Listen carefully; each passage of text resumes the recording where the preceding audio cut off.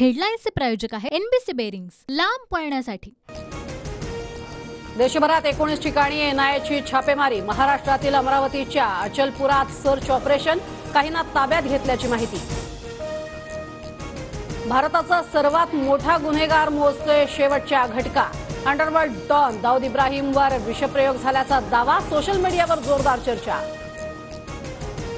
1993 मध्ये मुंबईतील साखळी बॉम्ब स्फोटांचा दाऊद मास्टरमाइंड, विषप्रयोगाच्या बातम्यांमुळे दाऊद पाकिस्तानातच वास्तव्याला असल्याच्या चर्चा। दाऊद इब्राहिमवर कराचीमधील रुग्णालयात उपचार सुरू असल्याची माहिती। दाऊदवरती विषप्रयोग झाल्याच्या दाव्यानंतर पाकिस्तानात सर्व social media server down. Underworld don Dawood इब्राहिमवरती विषप्रयोग झाल्याचा पाकिस्तानी पत्रकाराचा दावा। पत्रकार आरजू काझमी यांच्या यूट्यूब चॅनलवरील व्हिडिओ व्हायरल।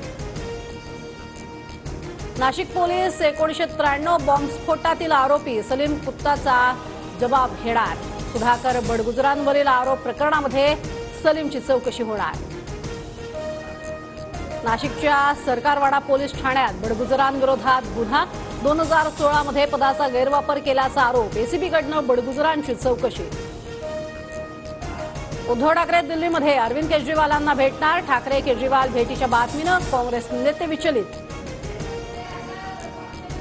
महाराष्ट्राचा कारभार दिल्लीतनं चालतो। महाराष्ट्र दिल्लीचा गुलाम आणि पायपुसणं झालाय। संजय राऊतांचा राज्यासह केंद्रावरती निशाणा। मराठा समाजाला सरसकट आरक्षण देता येणार नाही, मंत्री गिरीश महाजन यांची प्रतिक्रिया। तर आमचा मुख्यमंत्र्यांवर विश्वास, जरांगेंची वेट अँड वॉचची भूमिका।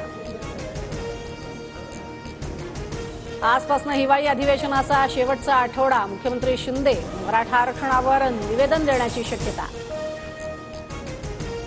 राज्यभरातील सर्व ग्रामपंचायती आजपासून 3 दिवस बंद। मानधन वाढीसह इतर मागण्यांसाठी सरपंचांसह कर्मचारी, संगणक परिचालकांचं आंदोलन।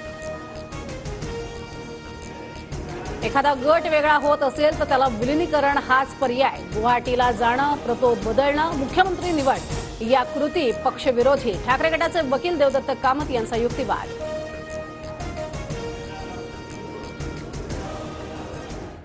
हेडलाईन्सचे प्रायोजक आहे एनबीसी बेरिंग्स, लांब पळण्यासाठी।